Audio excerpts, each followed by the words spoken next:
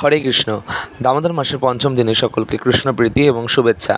আজ মঙ্গল আরতির পর আমি কিছু মালা জপ করেছিলাম, তারপর আমি অর্চন করেছিলাম।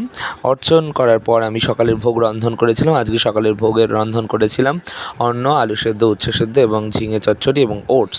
তারপর ওটস প্রসাদ পেয়ে আমি স্টেশনের উদ্দেশ্যে রওনা দিয়েছিলাম দিদিকে স্টেশনে পৌঁছানোর উদ্দেশ্যে। তারপর আমার দুটো পড়ানোর ছিল আজ শনিবার। তারপর প্রথম স্টুডেন্টকে পড়ানোর পর আমি দ্বিতীয় স্টুডেন্টের বাড়ি পৌঁছে গেছিলাম, যে নৃসিংহদেবের সেবক এবং ভক্ত। তারপর আমি কিছু কেনাকাটি করেছিলাম।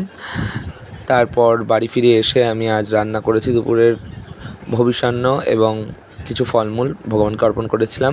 তারপর সন্ধ্যা আরতির পর আমি আমার মা শঙ্খামালা জপ কমপ্লিট করেছিলাম। তারপর আমি মা এবং বাবা ভগবানের উদ্দেশ্যে দীপদান করেছিলাম এবং দীপদান করার পর ভগবানকে রাত্রের ভোগ অর্পণ করে শয়ন দিয়ে তারপর আমি আজ শ্রীমদ্ ভাগবতের প্রথম স্কন্দের ষোড়শ অধ্যায়ের 21 থেকে 25 নম্বর শ্লোক পাঠ করেছিলাম। হরে কৃষ্ণ।